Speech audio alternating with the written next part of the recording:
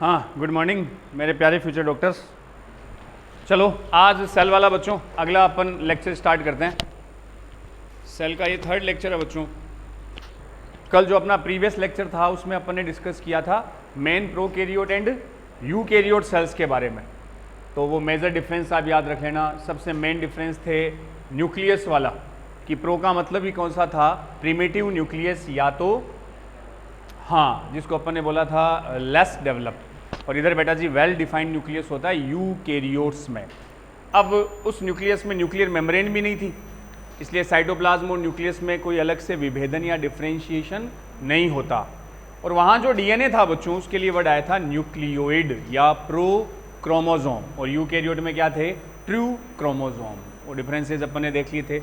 दोनों तरफ double standard DNA होता है। डबल स्टैंडर्ड का मतलब जिसमें 2 स्ट्रैंड थे। अब बच्चों वहाँ सर्कुलर था और अपने यूकैरियोट्स में वो लीनियर होता है। हाँ वो ध्यान रख लेना कि माइटोकॉन्ड्रिया में जो डीएनए होगा वो डबल स्टैंडर्ड के साथ सर्कुलर होगा। राइबोसोम 70S 80S पढ़ेंगे भी, सेल ऑर्गेनल्स आएंगे बच्चों डिटेल में। तो सेल के पार्ट भी आपको बताए थे कि जो आउटर कवरिंग थी उसको बाउंड्री बोला था। देन साइटोप्लाज्म आ गया था, न्यूक्लियस आ गया था। साइटोप्लाज्म के लिए कहा था कि जितनी भी सेलुलर एक्टिविटी है वो सारी की सारी कहाँ, साइटोप्लाज्म में होती है। तो एक तरह से वो सेल को एक्टिव रखेगा। और साइटोप्लाज्म में साइटो ऑर्गेनल्स आ गए थे जो मेम्ब्रेन लेस भी होते हैं और मेम्ब्रेन बाउंड भी होते हैं।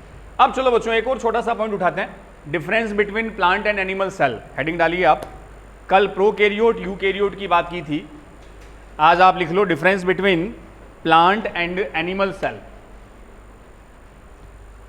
प्लांट और एनिमल सेल्स के बीच कुछ मेजर डिफरेंस बच्चों अपन देखते हैं। Difference between plant and animal cell, पादप तथा जंतु कोशिका के बीच के कुछ इंपॉर्टेंट डिफरेंसेस बच्चों। तो एक साइड में फीचर कौन कौन से डिफरेंस है, एक साइड में आप प्लांट सेल मेंशन कर लो, एक साइड में बेटा जी एनिमल सेल। तो सबसे पहला ही बेटा जी फीचर हमने लिखा सेल वॉल।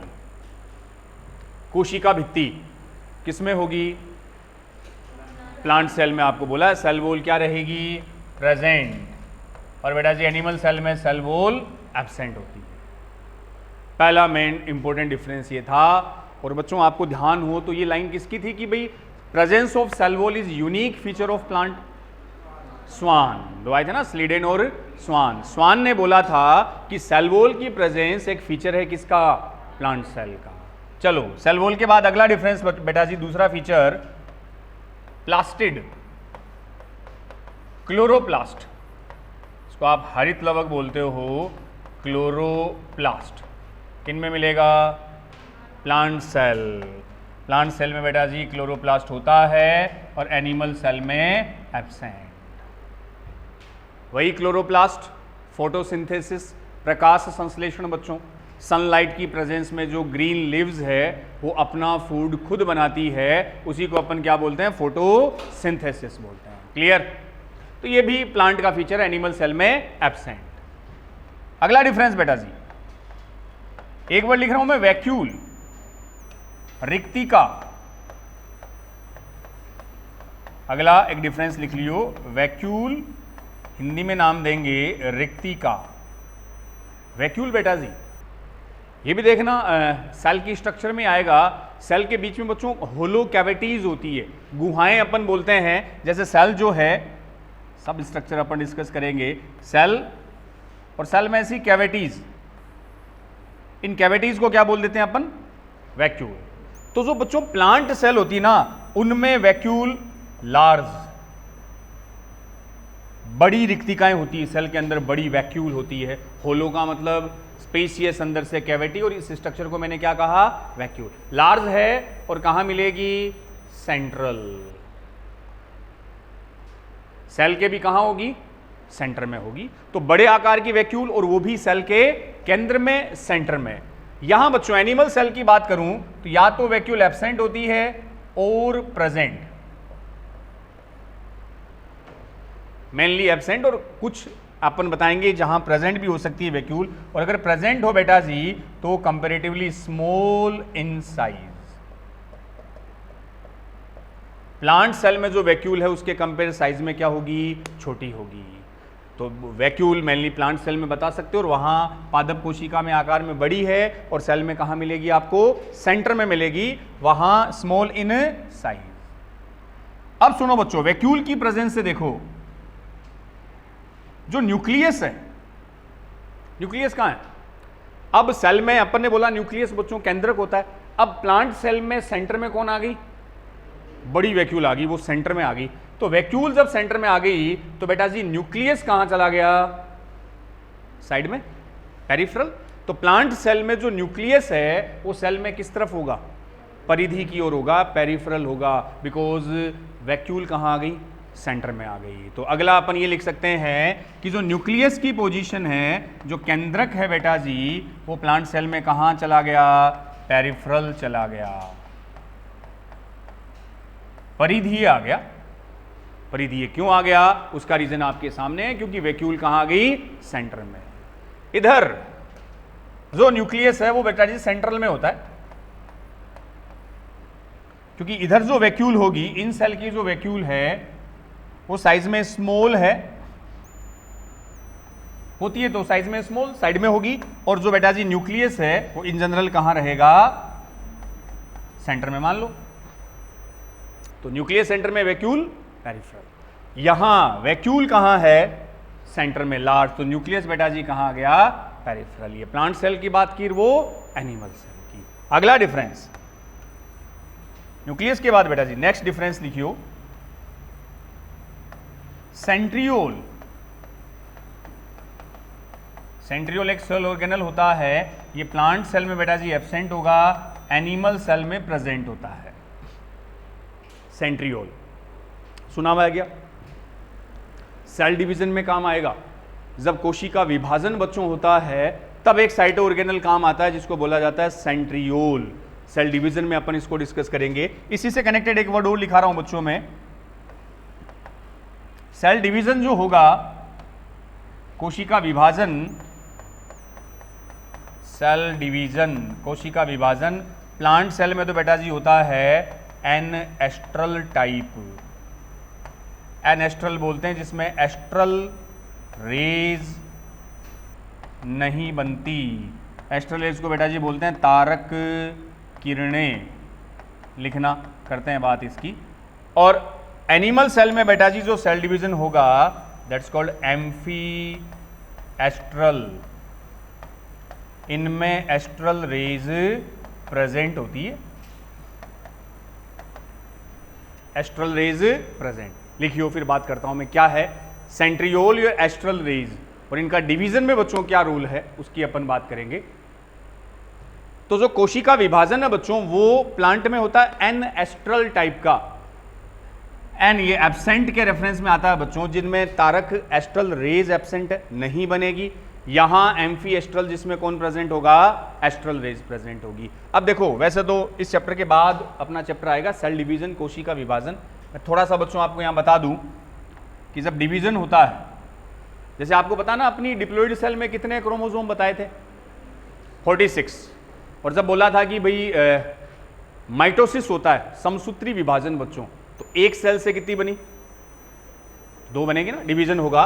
देखो ऐसे समझ लेते हैं थोड़ा सा कि, रुक जा भाई, ये आ गया एक सेल है बेटा जी, इसमें आपके नंबर ऑफ क्रोमोसोम अपनी बात करें 46 डिप्लॉइड। इस सेल में डिवीजन हुआ, एक से कितनी बनी, 2 बनी। इनमें कितने क्रोमोसोम होने चाहिए अगर माइटोसिस होता है, समसूत्री, माइटो का मतलब इक्वल, तो यहां 46 है, इन दोनों सेल में भी 46 आएंगे। ऐसा कैसे पॉसिबल हुआ, अरे इसके पास ही 46 है, इन दोनों में 46 कैसे आए। हाँ, तो डिवीजन में बेटा जी हम डिटेल में बताएंगे। यहां मैं इतना बता दूं कि ये 46 जो क्रोमोसोम है, 46 पहले खुद डिवाइड होते हैं बच्चों, और डिवाइड होकर डबल हो जाते हैं, और ये क्रोमोसोम डबल होकर उस सेल के सेंटर में आके अरेंज हो जाते हैं, ऐसे अलग अलग फॉर्म में अरेंज हो गए ये वाले। तो सारे क्रोमोसोम सेल के कहां अरेंज हो गए, सेंटर में। और जब क्रोमोसोम की स्ट्रक्चर अपन कल बता भी रहे थे ना, ऐसा क्रोमोसोम होता है, ये क्रोमोसोम है जिसमें डीएनए बताया था आपको। और क्रोमोसोम का जो सेंटर वाला पार्ट है ना बेटा जी, इसको बोला जाता है सेंट्रोमियर। सब आ जाएगा इसी चैप्टर में, इसको क्या कहते हैं, सेंट्रोमियर। ये रहा, ये बीच वाला सेंटर वाला पार्ट सेंट्रोमियर। तो सारे क्रोमोसोम सेल के सेंटर में आके क्या हो गए, अरेंज हो गए। अब क्या होता है डिवाइडेशन के टाइम, सेल के दोनों पोल पर, दोनों साइड में यहां ये सेंट्रियोल है, इससे बनती है बेटा जी ऐसी एस्ट्रल रेज, ये एस्ट्रल रेज होती है, और यहां से फाइबर लाइक स्ट्रक्चर बनती है, ऐसे फाइबर, ये फाइबर बन गए, और ये फाइबर क्या करेंगे, उन क्रोमोसोम को अपने साथ अटैच कर लेंगे, ये रहा। तो ये सेंट्रियोल है, सेंट्रियोल के साथ एस्ट्रल रेज, यहां से जो धागे दिख रहे हैं ना आपको, धागे लाइक, थ्रेड लाइक स्ट्रक्चर, इनको बोलते हैं फाइबर, स्पिंडल फाइबर।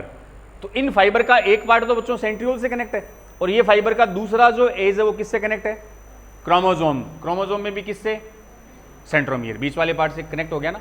अब क्या होगा, ये फाइबर खींचेंगे, कॉन्स्ट्रिक्ट होंगे, तो ये जो फाइबर है आधे क्रोमोसोम को अपनी तरफ ले जाएगा, और ये फाइबर आधे क्रोमोसोम को अपनी ओर ले जाएगा। तो जब सेल डिवाइड हुई बेटा जी, तो कुछ क्रोमोसोम इधर आ गए, ये लो, और कुछ क्रोमोसोम इस साइड पे आ गए, आगे इनको खींच के कौन लगेगा, ये फाइबर ले गए जो सेंट्रियोल और एस्ट्रल रेज से कनेक्टेड है। अब बेटा जी जो अपनी सेल है वो बीच में से क्या हो जाएगी, डिवाइड हो गई। तो एक से कितनी बनी, 2 सेल, और दोनों में क्रोमोसोम कितने रहे, 46। तो डिवाइडेशन के टाइम जो काम आता है, एक तो सेंट्रियोल और एस्ट्रल रेज। हालांकि प्लांट में ऐसा नहीं होता, वहां डिवीजन अलग टाइप से होता है, वो मैं सेल डिवीजन में आपको डिस्कस करूंगा। और इन फाइबर लाइक स्ट्रक्चर को बेटा जी क्या कहा जाता है, स्पिंडल फाइबर, जिनका एक पार्ट कनेक्ट होता है सेंट्रियोल एस्ट्रल रेज इधर, और दूसरा पार्ट क्रोमोसोम से, और क्रोमोसोम के भी सेंटर से, जिसको हम क्या कहेंगे, सेंट्रोमियर, वो क्रोमोसोम को अपनी ओर खींच लेता है। क्लियर, चलो वापस वहीं आते हैं। तो प्लांट सेल में सेंट्रियोल नहीं है देखना, और बेटा जी एनिमल सेल में होता है। तो प्लांट में कैसे डिवाइडेशन होगा, आगे की बात। सेल डिवीजन का टाइप है एन एस्ट्रल, जिसमें एस्ट्रल रेज, सेंट्रियोल भी नहीं है ना एस्ट्रल रेज। अपने में सेल डिवीजन एम्फी एस्ट्रल, जिसमें कौन होगा, एस्ट्रल रेज प्रेजेंट होगी, और ये दोनों किससे कनेक्ट है, सेल डिवीजन से, कोशिका विभाजन से। अगला एक डिफरेंस लिखो, नेक्स्ट बेटा जी एनिमल प्लांट सेल का अगला डिफरेंस, साइटोकाइनेसिस।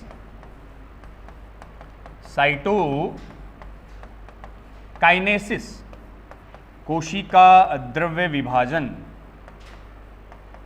कोशिका द्रव्य विभाजन, साइटोकाइनेसिस। ये देखियो क्या है, डिफरेंस ही चल रहे हैं अपन प्लांट और एनिमल सेल में।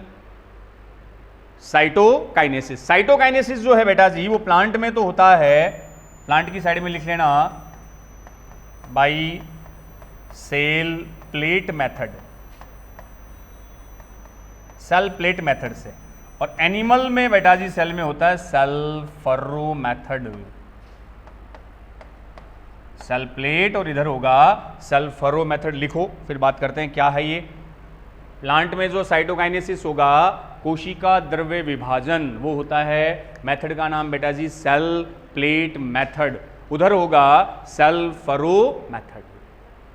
सेल प्लेट, साइटोकाइनेसिस का मीन वही सेल डिवीजन की बात करूं, आप एक सेल से कितनी बना रहे थे, अभी 2 बना रहे थे ना बच्चों, कहां गई, कहां गई भाई, स्लाइड हो गया था क्या, चलो छोड़ो, कोई ना। अब ये एक सेल थी बेटा जी, अपने सेल को डिवाइड कर रहे थे, ये न्यूक्लियस था मान लो, ये बाहर साइटोप्लाज्म है। तो जब एक सेल से आप 2 बनाओगे तो बेटा जी सेल में 2 टाइप के डिवाइडेशन होते हैं। एक तो उसका न्यूक्लियस डिवाइड होता है, क्योंकि क्रोमोसोम किस में, न्यूक्लियस में है। डीएनए में आपको बता रहा था मैं, मोर देन 95% डीएनए किसके पास है, न्यूक्लियस के पास। तो एक तो डिवाइडेशन होता है न्यूक्लियस में, that's called karyokinesis. Nuclear division को तो अपन क्या नाम देंगे, कैरियो, बस अभी यहां केवल समझाने के लिए, karyokinesis, Cairo term for nucleus, kinesis division. Nucleus को हमने क्या कर दिया, डिवाइड कर दिया। तो जब 1 से 2 सेल बनेगी तो बेटा जी दोनों के पास न्यूक्लियस का आधा पार्ट गया ना, क्रोमोसोम गए। न्यूक्लियस डिवाइडेशन के बाद उस सेल का क्या डिवाइड होगा, साइटोप्लाज्म, और साइटोप्लाज्म का डिवाइड होना साइटोकाइनेसिस। तो सेल का न्यूक्लियस भी डिवाइड हुआ, सेल का साइटोप्लाज्म भी डिवाइड हुआ, तभी एक से क्या बन गई, 2 सेल बन गई। तो दोनों में न्यूक्लियस भी आ गए और दोनों में साइटोप्लाज्म भी इंक्लूड हो जाएगा। तो साइटोप्लाज्म का जो डिवाइडेशन है उसे आप क्या बोलोगे? साइटोकाइनेसिस। काइनेसिस का मतलब डिवीजन, कैरियोट्रम फॉर न्यूक्लियस। अब ये साइटोकाइनेसिस दो टाइप से हो रहा है। कैसे? वो जो नाम अपन ने लिखे हैं ये रहे, सेल प्लेट मेथड, पी से प्लेट, पी से प्लांट में। कैसे? इस सेल प्लेट का ऐसे बच्चों, ये सेल, इसमें जो सेल प्लेट डिवाइडेशन होगा साइटोकाइनेसिस, वो होता है सेंटर टू पेरिफेरल, ऐसे डिवाइड होगा, central to peripheral. Central to peripheral होगा तो बच्चों आफ्टर सम टाइम, मतलब अगले स्टेज में मान लो ऐसे हो जाएगा। स्टार्ट हुआ था सेंट्रल, देख लो पहले, सेंट्रल से स्टार्ट होते होते पूरी सेल के पेरिफेरल तक आ गया और फाइनली सेल पूरी तरह से दो पार्ट में क्या हो जाएगी? डिवाइड हो जाएगी। तो सेल प्लेट का मतलब फ्रॉम सेंट्रल टू पेरिफेरल। उधर मेथड लिखी अपन ने कौन सी? सेल फरो मेथड बेटा जी। उसमें डिफरेंस इतना है, सेल फरो मेथड स्टार्ट होती है फ्रॉम पेरिफेरल टू सेंट्रल। यहां स्टार्ट होगा पेरिफेरल से किधर? सेंट्रल की ओर। यहां स्टार्ट हो रहा है सेंट्रल टू पेरिफेरल। बस बात एक ही है फाइनली। इसमें भी ये डिवाइडेशन होके पूरा पेरिफेरल टू कहां जाएगा? सेंट्रल। और सेल दो पार्ट में क्या हो गई? डिवाइड हो गई। बस डायरेक्शन अलग अलग है। प्लांट में फ्रॉम सेंट्रल टू पेरिफेरल, इधर पेरिफेरल टू सेंट्रल। तो इसमें आप मेंशन कर लो सेल प्लेट जो मेथड है बेटा जी, सेल प्लेट वाले में आप लिख लेना, इसमें तो सेंट्रल टू पेरिफेरल, इसमें डिवाइडेशन तो होगा सेंट्रल टू पेरिफेरल, बस सेंट्रल टू पेरिफेरल। और इधर एनिमल सेल की रेफरेंस में बेटा जी लिख लेना फ्रॉम पेरिफेरल टू सेंट्रल, परिधि से केंद्र की ओर, पेरिफेरल टू सेंटर। तो सेल प्लेट में जो साइटोकाइनेसिस होगा वो कहां से स्टार्ट होगा? सेंटर, सेंटर से पेरिफेरल की ओर जाएगा। जबकि यहां बेटा जी peripheral to centre, that's called cell furrow method. अब दो वर्ड आपने सुन रखे होंगे, सेंट्रीपीटल, सेंट्रीफ्यूगल। फिजिक्स में कहीं फोर्स आया गया, सेंट्रीफ्यूगल अपकेंद्री, अभिकेंद्री, सुने आगे वर्ड। सेंट्रीपीटल का मतलब बस सुने हैं सर, होता क्या ये नहीं पता। सेंट्रीपीटल का मतलब किधर आना? इन दोनों में कौन सा सेंट्रीपीटल है? इसको माने टुवार्ड्स सेंटर, सेंटर की ओर आना, सेंट्रीपीटल। चल रहे हो आप? Peripheral to central. तो जो सेल फर्रो मेथड है वो बेटा जी सेंट्रीपीटल मान सकते हो। इसको centrifugal, away from centre, centre से दूर जाना सेंट्रीफ्यूगल, सेंटर की ओर आना सेंट्रीपीटल। तो इसको बोला जा सकता है, इसी में मेंशन कर लो, ये तो बेटा जी सेंट्रीफ्यूगल हुआ, सेंट्रीफ्यूगल टाइप ऑफ साइटोकाइनेसिस। इसको बोल सकते हैं अपन सेंट्रीपीटल टाइप, सेंट्रीपीटल। सेंट्रीपीटल का मतलब हो गया टुवार्ड्स सेंटर, केंद्र की ओर, टुवार्ड्स सेंटर। ये बेटा जी हो गया केंद्र की ओर। ये तो सेंटर की ओर आना सेंट्रीपीटल। तो सेंटर की ओर ही आ रहे थे आप, पेरिफेरल टू सेंटर आ रहे थे बच्चों, टुवार्ड्स सेंटर, सेंटर की ओर आना, और सेंटर से दूर जाना सेंट्रीफ्यूगल। क्लियर? फटाफट ये मेजर डिफरेंस फिर से देख लो, क्योंकि आगे सेल की स्ट्रक्चर पे आने वाले हैं अपन। तो फर्स्ट बेटा जी सीधा सा डिफरेंस मैंने बता दिया, सेल वॉल। सेल वॉल नाम आती है आप समझ जाओगे किसकी बात हो रही है, प्लांट सेल की, एनिमल में नहीं होना। प्लास्टिड क्लोरोप्लास्ट भी आपको पता है बेटा जी फोटोसिंथेसिस से कनेक्टेड है, प्लांट में होगा, एनिमल सेल में नहीं होगा। वैक्यूल ये आएगा, वैक्यूल की हम बात करेंगे। प्लांट सेल में बेटा जी लार्ज वैक्यूल होती है, और वो भी कहाँ मिलेगी आपको? सेंटर में। तो जब वैक्यूल सेंटर में आ गई तो न्यूक्लियस कहाँ शिफ्ट हो गया? पेरिफेरल हो गया। इधर वैक्यूल या तो नहीं होती है, अगर होती है तो साइज में स्मॉल होगी, और वैक्यूल बेटा जी पेरिफेरल है तो न्यूक्लियस कहाँ रहेगा? सेंटर में रहेगा। सेंट्रियोल नहीं है, और सेल डिवीजन एन एस्ट्रल, जिसमें एस्ट्रल रेज नहीं बनेंगे, डिवाइडेशन से कनेक्टेड होते हैं बच्चों। अपने में एस्ट्रल रेज बनते हैं तो डिवीजन का टाइप कैसा होगा? Amphi astral. और सेल जो डिवाइड होती है, साइटोप्लाज्म जो डिवाइड होगा वो सेल प्लेट मेथड से, यहां cell furrow, centrifugal, centripetal. Clear? अगले पॉइंट पे आओ। ये तो आ गया difference between animal cell and plant cell. Next point बच्चों लिखते हैं अपन, एनसीईआरटी के अकॉर्डिंग चल रहे हैं। Size and shape of cells, अलग अलग सेल की साइज एंड शेप, कोशिका की आकार व आकृति, उनकी बात अपन करेंगे। जो एग्जाम्पल आपके दे रखे हैं बच्चों, साइज का मीन तो हो गया आकार, शेप का मीन बेटा जी आकृति। अलग अलग सेल की अलग अलग साइज और शेप होती है। कौन सी किस सेल की क्या साइज है, क्या शेप है, पहले अपन साइज की बात करते हैं बेटा जी। तो जो सेल की साइज है वो वेरी करती है, size and size shape function सभी लिख सकते हो, size comma shape and function of cell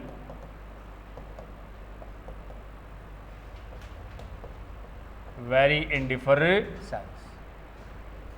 तो अलग अलग सेल के आकार, आकृति और कार्य क्या होंगे, भिन्न भिन्न होंगे। हर सेल्स बेटा जी, कोई सेल मान लो किसी पर्टिकुलर फंक्शन से कनेक्टेड है तो दूसरी सेल का फंक्शन कुछ और है। तो शेप और साइज और फंक्शन जो सेल के हैं वो क्या करेंगे, वेरी करेंगे, डिफर होंगे। अलग अलग सेल्स का फंक्शन भी क्या हो सकता है, अलग अलग भिन्न हो सकता है। तो हिंदी में लिख सकते हो, कोशिका का आकार, आकृति और कार्य क्या होंगे, भिन्न भिन्न होंगे, अलग अलग होंगे। तो पहले अपन इस पॉइंट को लेते हैं, सेल की साइज की बात करते हैं, फिर बेटा जी अपन सेल की शेप की बात करेंगे। तो पहला इसमें उठा लो, फर्स्ट बेटा जी साइज ऑफ सेल, कोशिका का आकार क्या वेरी करता है। कुछ सेल आकार में छोटी है, कुछ सेल बड़े आकार की, मीडियम साइज की, वेरी करेगा, डिफर होगा, भिन्न भिन्न प्रकार का होगा। तो फर्स्ट आप उठा लो बेटा जी साइज ऑफ सेल।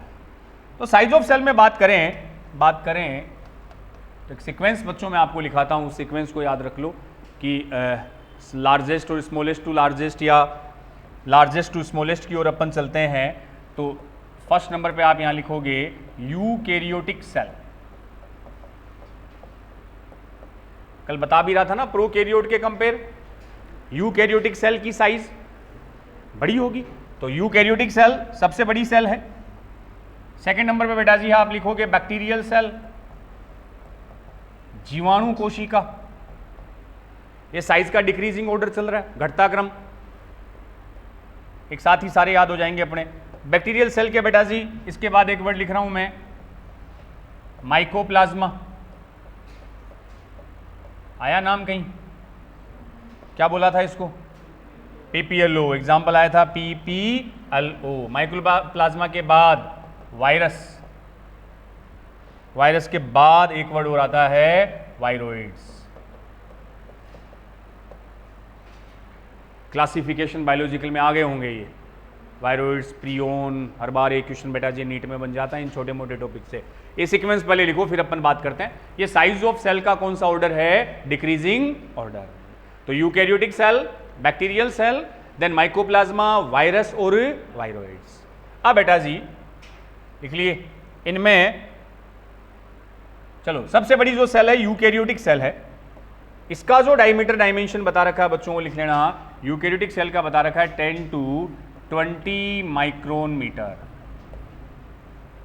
इनमें लार्जेस्ट सेल है यूकैरियोटिक, 10 से 20 माइक्रोमीटर। एक माइक्रोमीटर का बोलो ज्ञानियों, एक माइक्रोमीटर मीटर में कन्वर्ट करोगे तो 10 to the पावर -6 होगा ना, यही होता है 10 to the power -6।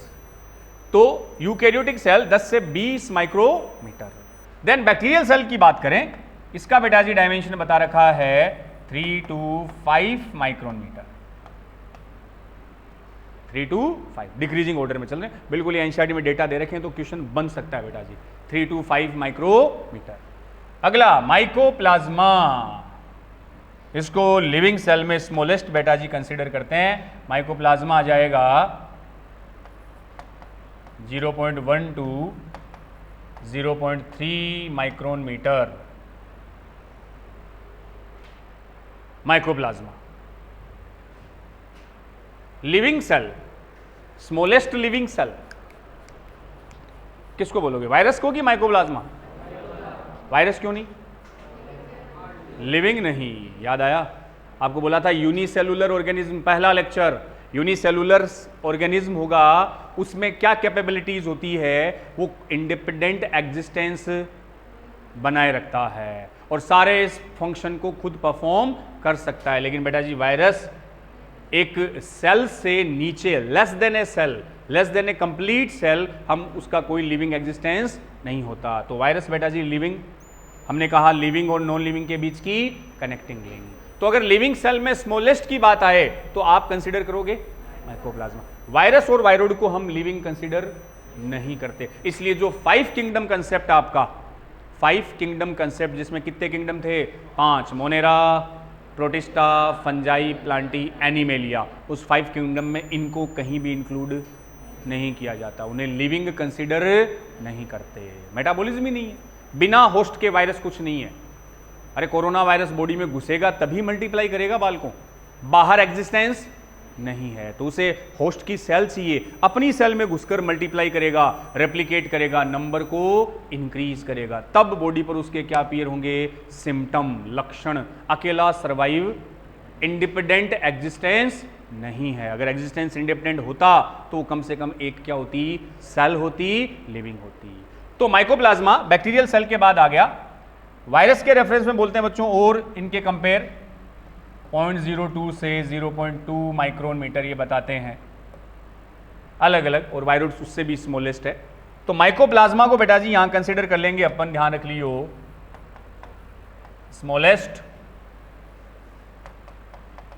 Living, living लिखना ही क्या, वायरस समझ जाओगे, स्मॉलेस्ट सेल माइकोप्लाज्मा, और वायरस और वो लिविंग में कंसीडर नहीं होते। और माइकोप्लाज्मा का ही बेटा जी एग्जांपल फिर बता रहा हूं मैं, इसी में इंक्लूड कर देते हैं PPLO।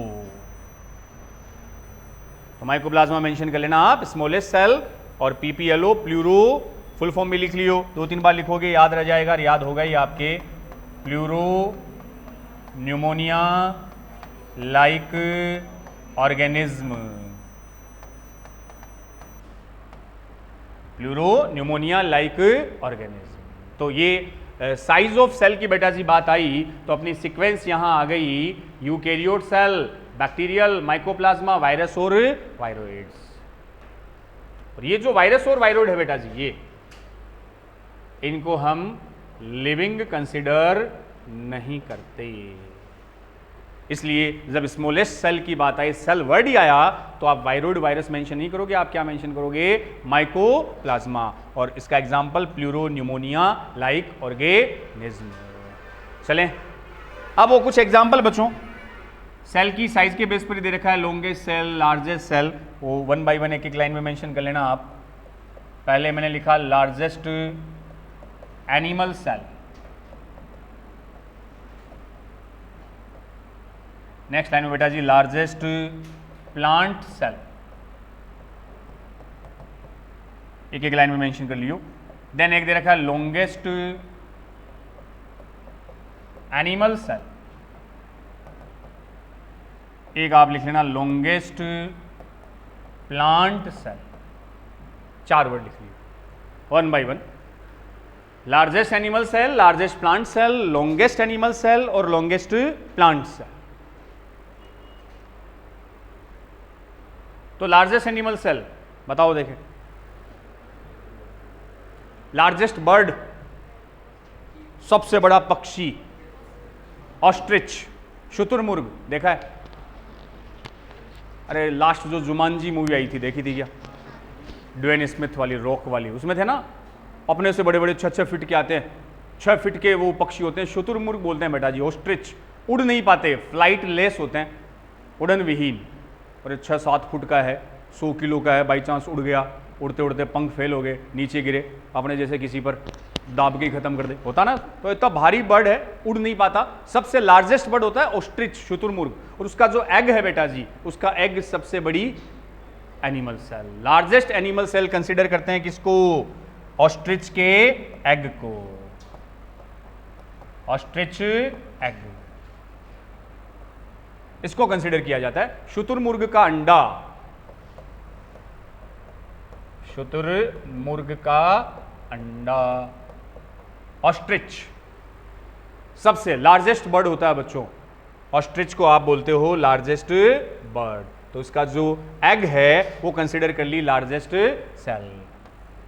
साइड में मेंशन कर सकते हो लार्जेस्ट बर्ड, सबसे बड़ा पक्षी, लार्जेस्ट बर्ड होता है ऑस्ट्रिच। और फ्लाइटलेस होता है, फ्लाइटलेस माने बेटा जी उड़न विहीन पक्षी, जिसमें उड़ने की कैपेसिटी नहीं होती, पंख होते हैं लेकिन वेस्टिजियल होते हैं। वेस्टिजियल समझ गए आप, कोई भी स्ट्रक्चर जो आपकी बॉडी में है लेकिन जिसका कोई काम, लाइक वर्मीफॉर्म अपेंडिक्स, अपेंडिक्स है बट कैसी है, नॉन फंक्शनल है। तो बेटा जी पंख है लेकिन उनकी विंग्स वेस्टिजियल है, मसल्स वेस्टिजियल है, इसलिए उड़ नहीं पाते। वेस्टिजियल का मतलब नॉन फंक्शनल। और अपना नेशनल बर्ड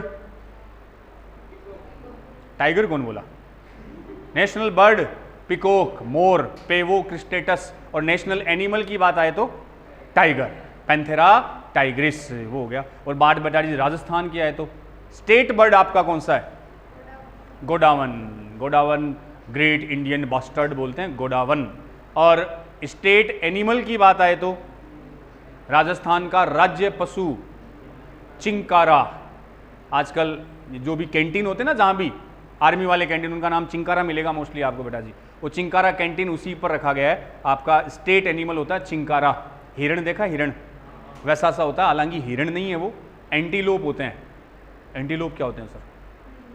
रोजड़ो देखियो, रोजड़ो, डिड यू नो अबाउट रोजड़ा? नील गाय बोलते हैं, खेता में खूब आवा अपने नील गाय बोलते हो रोजड़ा, उसकी फैमिली का होता है वो चिंकारा। वो आपका क्या है? नेशनल स्टेट एनिमल है चिंकारा। और ऊंट, राजस्थान गवर्नमेंट ने दो बना रखे हैं, चिंकारा और ऊंट। ऊंट भी आपका स्टेट एनिमल है, राज्य पशु है। बात जब नेशनल की आ जाए तो टाइगर हो जाएगा, जो आपके रणथंभौर में है, सरिस्का में है, बंगाल टाइगर जिसको बोला जाता है। और अगर बात नेशनल बर्ड की आए तो पेवो क्रिस्टेटस, उस पिकॉक या मोर को बोला जाता है। कीवी, वही न्यूजीलैंड वाले बर्ड की बात आ गई थी, वो भी कैसा है? फ्लाइट लेस, जिसमें उड़ने की कैपेसिटी। और लार्जेस्ट बर्ड की बात आए तो बेटा जी कौन? ऑस्ट्रिच। उसका जो एग है वो लार्जेस्ट एनिमल सेल कंसिडर करते हैं। ऐसा बोलते हैं कि इस एग को बॉईल करने में 2 से 3 घंटे लगते हैं। नॉर्मल एग बॉईल हो जाता है थोड़ी देर में, बड़ा भारी एग होता है 2 घंटे तो इसको केवल बॉईल करने में लगता है। तो ऑस्ट्रिच एग बेटा जी डायमेंशन बता रखा है 11 × 17 सेंटीमीटर स्क्वायर, ये इसकी लेंथ और विड्थ होती है। इतनी बड़ी सेल है, सिंगल आइसोलेटेड सेल होती है एनिमल सेल, ऑस्ट्रिच एग।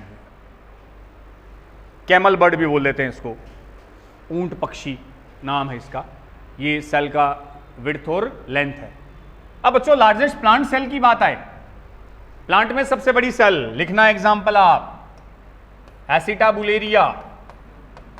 बताएगा कोई क्या है?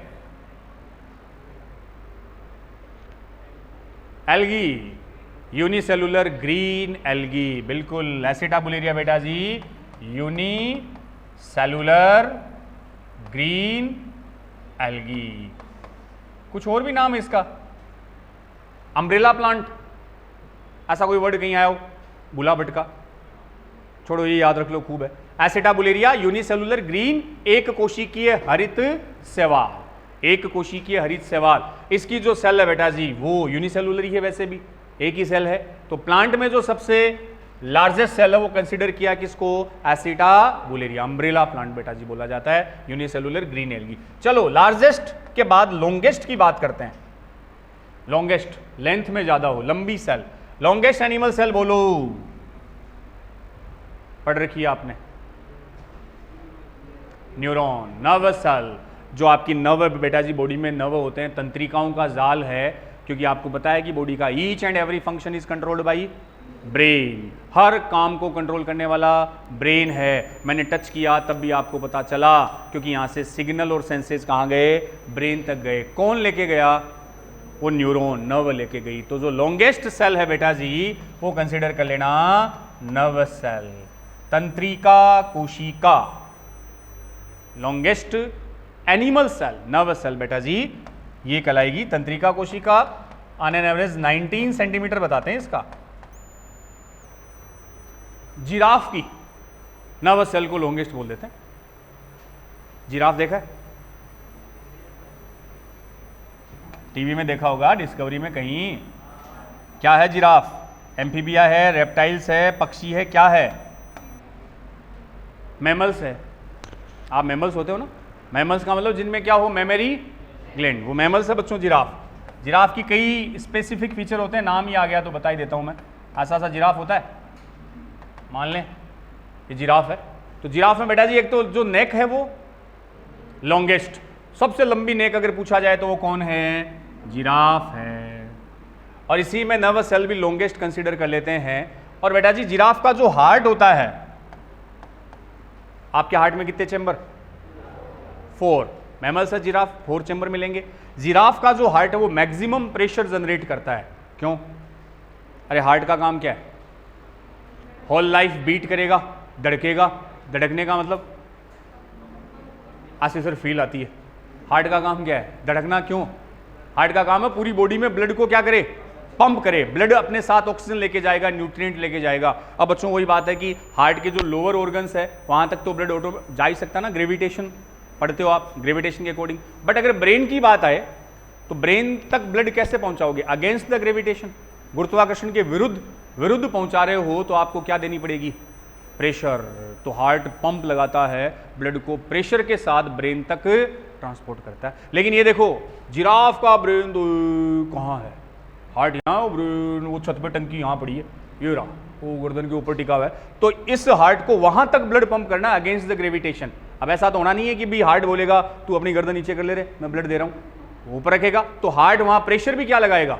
मैक्सिमम प्रेशर जनरेट करेगा ताकि ब्लड कहां जा सके? जिराफ के ब्रेन तक। तो जिस हार्ट में मैक्सिमम प्रेशर जनरेट होता है वो किसका होगा? जिराफ का होगा। लॉन्गेस्ट नेक किसकी होगी? जिराफ की होगी। लॉन्गेस्ट ट्रेकिया, ट्रेकिया क्या होता है? सांस की नली।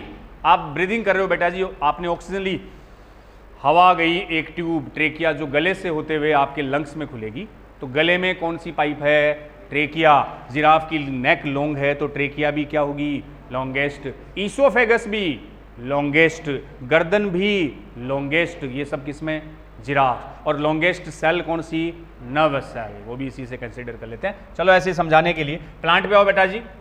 लॉन्गेस्ट प्लांट सेल की अपन बात करें, हट भी जिराफ, हो गया तेरा काम। अब लॉन्गेस्ट प्लांट सेल, ये कोई रेमी फाइबर बेटा जी बोलते हैं। फाइबर है, तंतु है, प्लांट के फाइबर, नाम याद तो रख लियो, बाकी जरूरी नहीं है। एनिमल के रेफरेंस में ध्यान रख लेना, आप पूछ लिया जाता है कि लार्जेस्ट सेल की अगर बात आए एनिमल में, तब तो मैं क्या बता दूंगा? ऑस्ट्रिच का एग। प्लांट में बेटा जी बात आए तो एसिटाबुलेरिया। लॉन्गेस्ट एनिमल सेल आए तो आपकी नर्वस सेल, तंत्रिका कोशिका। और प्लांट में आए तो एक रेमी प्लांट फाइबर्स होते हैं, तंतु होते हैं। ये प्लांट में सबसे लॉन्गेस्ट सेल को इनको कंसिडर किया जाता है। चलिए अगला एक बच्चों आपकी एनसीईआरटी में ह्यूमन आरबीसी का दे रखा है, लिख तो लो। ह्यूमन आरबीसी की साइज बता रखी है 7 माइक्रोमीटर, लिख लेना। दे भी रखा है, आपके सिलेबस में भी है, बॉडी फ्लूइड वाले चैप्टर में। RBC, red blood corpuscles, 7 micrometre अपनी आरबीसी। करते हैं, फिर से बात आएगी अभी आरबीसी की साइज के बाद, शेप में भी इसको कंसीडर करेंगे। आरबीसी बता भी रहा था ना, आरबीसी में न्यूक्लियस कितने होते हैं? 1 2 3 4, 0। आरबीसी में न्यूक्लियस होता ही नहीं है। और प्लांट में एक वैसी सेल आई थी, सीव ट्यूब सेल, दोनों में न्यूक्लियस नहीं है तो डिवीजन नहीं होगा। इसलिए लाइफ स्पान कितना बताया था? 120 डेज। उसके बाद आरबीसी कहां चली गई थी? स्प्लीन के पास, जो ग्रेवयार्ड ऑफ आरबीसी। आरबीसी का कब्रिस्तान कहलाता है। चलो बेटा जी, साइज के बाद अगला पॉइंट उठा लो आप, शेप ऑफ सेल्स। कोशिकाओं की आकृति, वो पहला पॉइंट साइज की बात कर ली थी अपन ने, जिसमें आपने यूकैरियोटिक सेल को बेटा जी लार्जेस्ट बताया था, देन बैक्टीरियल सेल आ गई थी, माइकोप्लाज्मा आ गया था, फाइनली वायरस और वायरोइड्स आ गए थे। वायरस वायरोइड को अपन लिविंग या सेल के रूप में कंसीडर नहीं करते। अब आओ शेप ऑफ सेल की बात करते हैं साइज के बाद। तो शेप ऑफ सेल में बेटा जी लिखियो, मेंशन कर लियो कि shape of cell modified according to shape of cell modified according to function of cell, कि कोशिकाओं की आकृति जो है वो कोशिका के कार्य पर निर्भर करती है, उसके अकॉर्डिंग बेटा जी रूपांतरित हो जाती है। लाइन आई कि shape of cells modified according to function of cell, कोशिकाओं की आकृति कोशिका के कार्य के अनुसार रूपांतरित हो जाती है। मतलब सेल का क्या फंक्शन है उसके अकॉर्डिंग उसकी क्या डिटरमाइन होगी, शेप।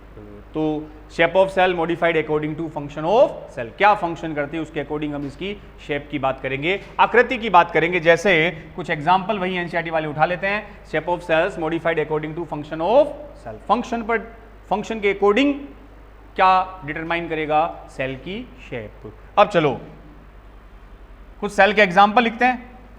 एक तरफ तो बेटा जी लिख लो सेल और एक तरफ उसकी शेप।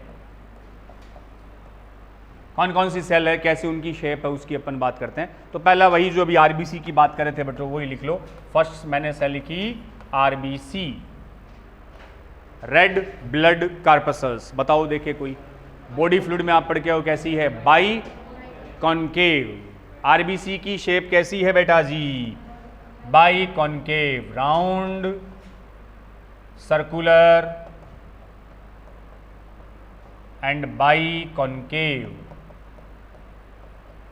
इंपॉर्टेंट वर्ड है, हिंदी में बोलेंगे उभयावतल, बाई कॉनकेव लिखो। फिर बात करें तो आरबीसी जो बेटा जी है उसकी शेप होगी राउंड सर्कुलर और साथ में बाई कॉनकेव। एक बाई कॉन्वेक्स वर्ड भी आता है, कहाँ कहाँ यूज करते हो आपकी बॉडी में, बॉडी में कोई ऐसी स्ट्रक्चर है जो बाई कॉन्वेक्स होती है। कॉन्वेक्स कॉनकेव होता क्या, अरे ये वाली शेप कैसी है, उत्तल, कॉन्वेक्स उत्तल लेंस होता है, और बाई कॉनकेव बेटा जी ये शेप होती है, ये बाई कॉनकेव। आपकी आरबीसी ऐसी होती है, ये है बाई कॉन्वेक्स, उत्तल अवतल, उभयावतल, दोनों तरफ से कैसी हो, अवतल हो। देखो क्या बेनिफिट है, पहले तो ये चीज देख लो बच्चों, आपकी आरबीसी कॉन्वेक्स नहीं कॉनकेव है, क्यों, क्या बेनिफिट है इससे। जब इस डायग्राम को आप देखोगे बच्चों तो ज्यादा सरफेस एरिया किसका दिखेगा, ज्यादा एरिया अंदर किसका दिखेगा, देख लो कॉन्वेक्स में तो दिख ही रहा ना भाई, एरिया यहीं से बढ़ रहा है, बाकी जो एजेज है वो तो नेरो है, संकड़े हैं। जबकि बेटा जी इसमें दोनों साइड से एरिया क्या हो रहा है, इंक्रीज। तो बाई कॉनकेव शेप का बेनिफिट है अंदर का क्षेत्रफल, अंदर का एरिया ज्यादा होगा। जितना ज्यादा एरिया होगा उतना ही ज्यादा क्या भर सकोगे, आरबीसी में क्या भरते हो, हीमोग्लोबिन, और जितना ज्यादा हीमोग्लोबिन उतना ही ऑक्सीजन का ट्रांसपोर्टेशन, क्योंकि हीमोग्लोबिन का काम ही क्या है, ऑक्सीजन को लाना और ले जाना। तो ज्यादा से ज्यादा क्या भर सको, हीमोग्लोबिन, ज्यादा से ज्यादा किसको ले जा सको, ऑक्सीजन को। इसलिए बेटा जी आरबीसी कैसी होती है, बाई कॉनकेव, ताकि एरिया क्या कर सके, बढ़ा सके। इसीलिए आरबीसी में कोई साइटो ऑर्गेनल नहीं होता, आरबीसी न्यूक्लियस को निकाल देती है, आरबीसी में माइटोकॉन्ड्रिया भी निकल गया, गोल्जी बॉडी ईआर कुछ नहीं होता।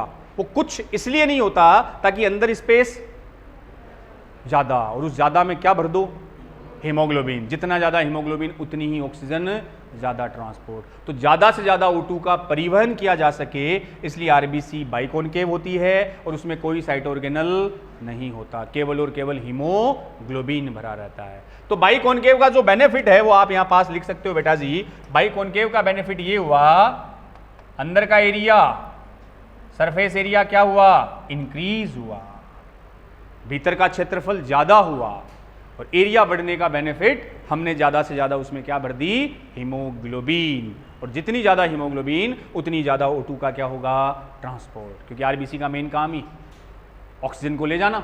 आपकी सेल्स तक ऑक्सीजन कौन डिलीवर करती है, आरबीसी। बस क्लियर है। आरबीसी के बाद हाँ, और ये भी ध्यान रख लेना, ये किसकी आरबीसी की बात हो रही है, अपनी, अपनी माने मैमल्स। आप मैमल्स को बार बार कहता हूं मैं बात। तो बाई कॉनकेव आरबीसी किसकी है, मैं मैमल्स की बात कर रहा हूं। मैं डिफरेंस दिखा देता हूं बच्चों, ये है अपने, कई चैप्टर एक साथ चल रहे हैं। मैमल्स की जो आरबीसी उसकी बात की मैंने, मैमल्स की आरबीसी बाई कॉनकेव है। अदर देन मैमल्स आए, मैमल्स के अलावा आए पक्षी, पक्षी क्या होते हैं?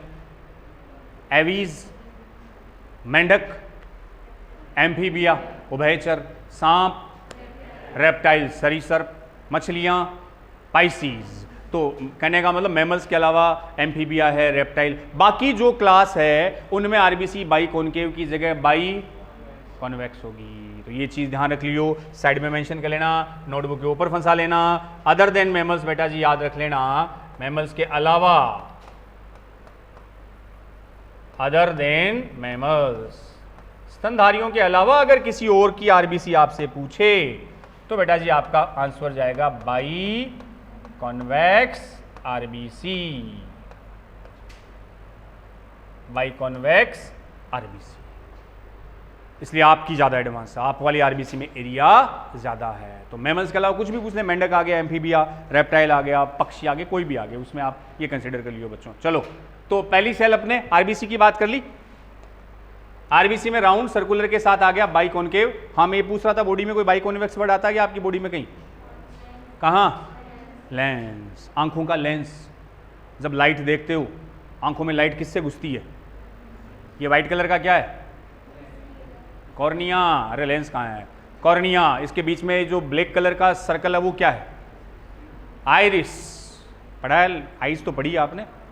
पढ़ी है सर, पढ़ तो रखिए, याद है कि नहीं वो नहीं पता, पढ़ी तो है सर हमने। तो आई वाइट वाला कॉर्निया है, बीच में ब्लैक जो सर्कल है वो आइरिस है। उसके भी बीच में गौर से देखोगे, देखो छोटा सर्कल दिखेगा, वो प्यूपिल है, उसमें से लाइट एंटर करेगी, फिर आएगा आपका लेंस। लेंस रिफ्रैक्शन करता है। रिफ्रैक्शन का मतलब उस लाइट वेव्स को थोड़ा सा बेंड कर देगा, मोड़ देगा। तो जो आपका लेंस है बेटा जी वो कैसा होता है? कहाँ गया? By convex. Lens by convex है, बट आरबीसी बाई कॉनकेव है। चलो अगली सेल पर आते हैं। यहां पर आरबीसी के बाद बेटा जी दूसरी सेल डब्ल्यूबीसी लिख लो। ब्लड की एक और मैंने सेल लिख ली, डब्ल्यूबीसी। उसकी शेप इरेगुलर अमीबॉइड शेप होती है। तो डब्ल्यूबीसी की शेप बेटा जी लिख लेना, शेप में मेंशन कर लेना अमीबॉइड, अमीबी आकृति। डब्ल्यूबीसी की शेप कैसी बताई हमने? अमीबीय। क्या है अमीबीय? अमीबा कैसा होता है? देखा नहीं सर? इरेगुलर, अनियमित, कोई आकार बेटा जी, शेप उसकी फिक्स नहीं है। ऐसे कैसे शेप का? Amoeba shape. और वैसे डब्ल्यूबीसी में बता भी रखा है, डब्ल्यूबीसी में मूवमेंट होती है। डब्ल्यूबीसी क्या करती है? प्रोटेक्शन। हाँ, कोई भी बाहर से एंटीजन, कोई पैथोजन आया, कोई हार्मफुल पार्टिकल्स आया, तो डब्ल्यूबीसी उसको क्या करेगी? खत्म करेगी, एंटीबॉडी बनाती है, फेगोसाइटोसिस करती है। तो उस पैथोजन तक जाएगी कौन? डब्ल्यूबीसी खुद चलकर जाएगी। कैसे चलेगी? तो डब्ल्यूबीसी में मूवमेंट होती है अमीबॉइड। अमीबा में क्या बनते हैं? शूडोपोडिया। याद आया? Locomotion movement. शूडोपोडिया अमीबा में बनते हैं, तो उस मूवमेंट को क्या कहा? Amoeboid movement. तो इसकी शेप भी कैसी होगी? अमीबॉइड। इर्रेगुलर, अनियमित आकृति, ऐसी इरेगुलर डब्ल्यूबीसी, वो भी आपके ब्लड की सेल है। चलो नेक्स्ट एग्जांपल। डब्ल्यूबीसी के बाद बेटा जी नर्वस सेल। केवल एनसीईआरटी वाले एग्जांपल चल रहे हैं अपने। नर्वस सेल बेटा जी लॉन्ग एंड ब्रांच्ड होती है, लंबी और शाखित होती है। डब्ल्यूबीसी में अमीबॉइड शेप है और अमीबॉइड ही मूवमेंट है।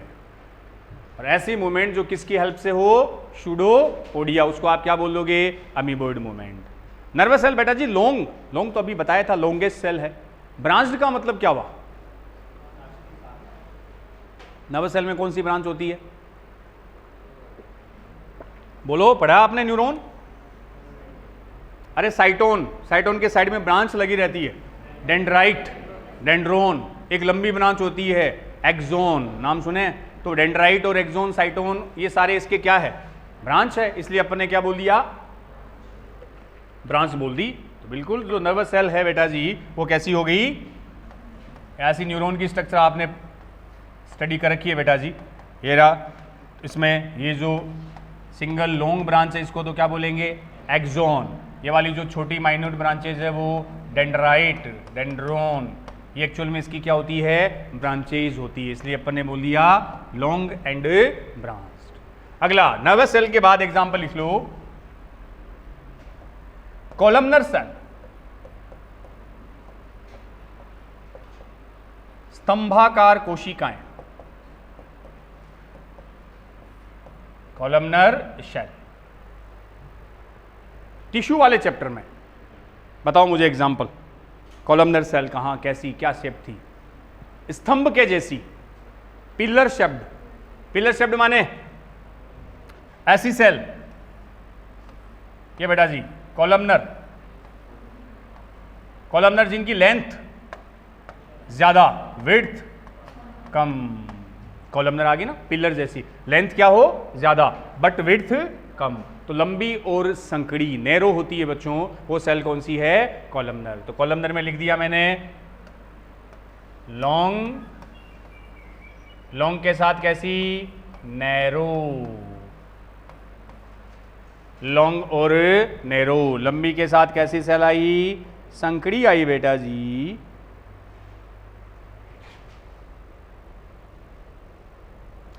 आप अपलोड कर दीजिए सर। बेटा जी बिल्कुल, लेक्चर अपलोड हो जाएंगे क्लास के बाद, आज सेकंड हो जाएगा, कल थर्ड हो जाएगा, एक दिन लेट अपलोड होता है। तो क्या कॉलमनर सेल बच्चों जो पिलर शेप्ड है, जिसकी लेंथ ज्यादा होती है लेकिन विड्थ कम। और एक इनमें ये भी कॉलमनर सेल में बेटा जी जो न्यूक्लियस होते हैं ना, टिश्यू वाले चैप्टर की थोड़ी सी बात है, न्यूक्लियस कहाँ जाता है? वैसे तो अगर मैं कोई सेल बनाता हूं तो उसमें न्यूक्लियस कहाँ बनाते हैं इन जनरल बेटा जी? सेंटर में बनाते हो। हालांकि प्लांट की अलग बात है, बीच में वैक्यूल आ गया था तो अलग बात थी, बाकी सेल में न्यूक्लियस सेंटर में। लेकिन अगर जो कॉलमनर सेल है, जो लंबी कोशिकाएं होती है, उनका न्यूक्लियस बच्चों सेंटर में नहीं होता, उनका न्यूक्लियस कहाँ होता है? बेसल, आधारी भाग पे होता है। ये कॉलमनर सेल है, बिल्कुल टिश्यू वाले चैप्टर में आपके सिलेबस में दे रखी है। और कॉलमनर सेल आपकी बॉडी में आप कहाँ ढूंढोगे, कहाँ मिलेगी? बोलो। Part of alimentary canal. Absorption कहाँ होता है? डाइजेस्टेड फूड को कहाँ एब्जॉर्ब किया जाएगा? इंटेस्टाइन। इंटेस्टाइन में भी मेनली कहाँ? Small intestine. तो इंटेस्टाइन की जो बच्चों सेल है वो कैसी होगी? कॉलमनर सेल होगी। तो आप लिख सकते हो कॉलमनर सेल जो लॉन्ग और नैरो है, ये ध्यान रहे आपके, ये बेटा जी आपके एलिमेंट्री कैनाल में कहाँ मिलेगी? इंटेस्टाइन में। बिल्कुल सिलेबस में एग्जाम्पल, यहाँ नहीं दूसरे चैप्टर में, लेकिन सिलेबस में तो है तो अपने को आने चाहिए। तो इंटेस्टाइन में बेटा जी कैसी सेल होती है? Columnar, shape long and narrow. Nucleus कहाँ? न्यूक्लियस भी ब्रैकेट में लिख सकते हो, बेसल पार्ट पे। इन सेल का जो केंद्रक है वो इन जनरल कहां होगा? आधार पे होगा, बेस पर होगा। चलो कॉलमनर के बाद अगला बेटा जी example, cuboidal cell. Cuboidal cell, घनाकार कोशिकाएं। नाम से इसकी शेप को डिटरमाइन कर सकते हो। क्यूबॉइडल कैसी होगी? क्यूब लाइक होगी, घन के आकार की सेल होगी। हेलो, क्यूबॉइडल में मेंशन कर लो कैसी? Cube like cells. ये क्यूब लाइक हो गया, ये वाली शेप आ गई क्यूब लाइक सेल्स बेटा जी। ये न्यूक्लियस आ गया, बस इनको क्यूब लाइक बोल देंगे अपन। ये कहां मिलेगी बॉडी में? ग्लैंड्स। जितनी भी मेनली ग्लैंड्स होती है ना, ग्रंथियां, ग्लैंड्स में कौन सी सेल आती है? क्यूबॉइडल। सुना है? ग्लैंड्स का कोई एग्जांपल बताओ। लीवर, बिल्कुल लार्जेस्ट ग्लैंड ऑफ बॉडी। इसके अलावा सलाइवा कहां से आता है? सलाइवरी ग्लैंड से, लार ग्रंथियां। पसीना कहां से आता है? Sweat gland. आंसू कहां से आते हैं? Lacrimal gland, tear gland. Milk आता है मेमरी ग्लैंड्स। तो जितनी भी ग्लैंड्स होती है ना बेटा जी, उनमें एक सेल्स आपको जरूर मिलेगी, कौन सी? क्यूबॉइडल सेल, जो शेप में कैसी है? Cube like. तो ये आपको कहां मिल सकती है? डिफरेंट ऑफ ग्लैंड्स में। ग्लैंड्स माने ग्रंथियों में। ग्रंथियों में सेल कैसी मिलेगी? क्यूबॉइडल। और भी कहीं, नेफ्रॉन में भी याद रख सकते हो, क्वेश्चन भी आया नीट का। नेफ्रॉन, नेफ्रॉन कहां था? हार्ट वाले चैप्टर में आया था कि ब्रीदिंग में आया था? नेफ्रॉन कहां था? एक्सक्रीशन में आया था। क्या किडनी में क्या रोल था? यूरिन। यूरिन कहां बनता है? Nephron, unit of kidney, structural and functional unit of kidney. तो नेफ्रॉन में बच्चों होते हैं ना PCT, DCT, proximal convoluted tubule, distal convoluted tubule, समीपस्थ कुंडलित नलिका, दूरस्थ कुंडलित नलिका। उनमें भी कौन सी सेल थी? क्यूबॉइडल। वहां भी क्यूबॉइडल टाइप की सेल। अगला एग्जाम्पल लिखो, क्यूबॉइडल के बाद प्लांट के रेफरेंस में बेटा जी एक ट्रेकिड मेंशन करियो, वाहिकाएं बोलते हैं क्या, ट्रैकिड्स, इनमें इलोंगेटेड शेप होती है बेटा जी इनकी, ट्रैकिड इलोंगेटेड, दीर्घित। एनाटॉमी मोर्फो पढ़ ली ना आपने, ट्रैकिड कहाँ है, वेस्कुलर बंडल कौन से होता है, जाइलम फ्लोएम। वाटर का कंडक्शन कौन करता है, जाइलम, जाइलम का पार्ट है ये ट्रैकिड्स, वाटर कंडक्शन में रोल होता है। और इलोंगेटेड का मतलब बेटा जी ऐसी शेप होती है, ये ऐसी शेप होती है, इलोंगेटेड, दीर्घित शेप में होती है ट्रैकिड, इलोंगेटेड शेप है। और ट्रैकिड याद रख लेना प्लांट में कहां, जाइलम। तो जो फूड का ट्रांसपोर्टेशन या कंडक्टर करेगा वो तो फ्लोएम है, और पानी का बेटा जी जो ट्रांसपोर्टेशन वाटर का करता है वो प्लांट में कौन, जाइलम। जाइलम में कौन सी, ट्रैकिड, और वो शेप में कैसे हैं, इलोंगेटेड, दीर्घित शेप होती है। ट्रैकिड के अलावा एक लिख लो मीजोफिल सेल, फिर से प्लांट की लीव्स में बेटा जी होती है मीजोफिल सेल, एक पैलिसेड सेल, पैलिसेड टिश्यू बोल देते हैं इनको। ये मेनली दोनों जो मीजोफिल और पैलिसेड सेल है ये लीव्स में होती है, पत्तियों में। इनमें क्लोरोफिल भी होता है, तो क्लोरोफिल, क्लोरोप्लास्ट होने का मतलब ये फोटोसिंथेसिस, प्रकाश संश्लेषण से कनेक्टेड होती है mesophyll and palisade cells. Mesophyll कैसी, राउंड एंड ओवल बेटा जी शेप बता रखी है इनकी, गोल अंडाकार जैसी स्ट्रक्चर होती है, राउंड एंड ओवल शेप्ड। और पैलिसेड जो है वो पिलर शेप्ड होती है, खंबे नुमा, शायद खंब उत्तक की बोला जाता है इसको हिंदी में, वही कॉलमनर टाइप की मान सकते हो आप इसको, पिलर शेप्ड।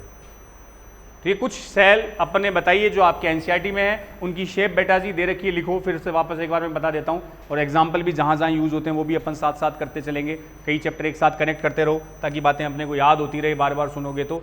अपना पॉइंट है शेप ऑफ सेल, तो बॉडी में कुछ इंपॉर्टेंट सेल की अपन ने बात करी, उनकी शेप अपन बता रहे हैं। वैसे शेप बेटा जी फंक्शंस के अकॉर्डिंग डिटरमाइन होती है।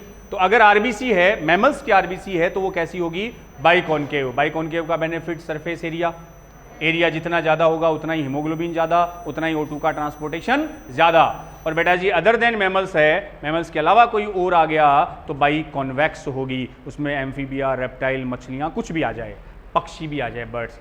देन WBC की बात की, WBC अमीबोइड, इर्रेगुलर, अनियमित। और WBC का ही रोल बेटा जी होता है प्रोटेक्शन, सुरक्षा करना। तो इसमें मूवमेंट भी कैसी आएगी, अमीबोइड मूवमेंट, किसकी सहायता से, शूडोपोडिया, कूट पाद जिसको हिंदी में बोला जाता है।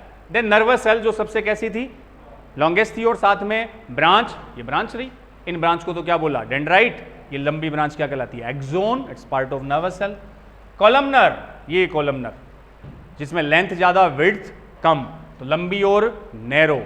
अब न्यूक्लियस वैसे सेल के सेंटर में होता है, इनका न्यूक्लियस कहाँ गया, बेसल, आधारी भाग पर आ गया, और ये सेल आपकी एलिमेंट्री कैनाल में, इंटेस्टाइन में मिलती है, जहाँ फूड का क्या होगा, एब्जॉर्प्शन, अवशोषण होगा।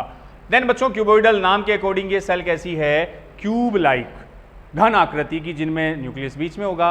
और वैसे ये सेल बॉडी में कई जगह मिलती है, ग्लैंड्स जो ग्रंथियां हैं उनमें मेनली क्यूबोइडल सेल होती है बेटा जी। ट्रैकिड जाइलम का पार्ट, पानी कंडक्शन से रिलेटेड है, इलोंगेटेड दीर्घित सेल है।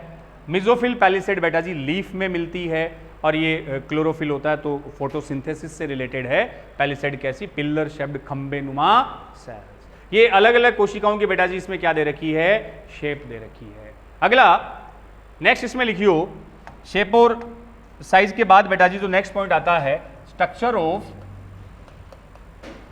Prokaryotic cell.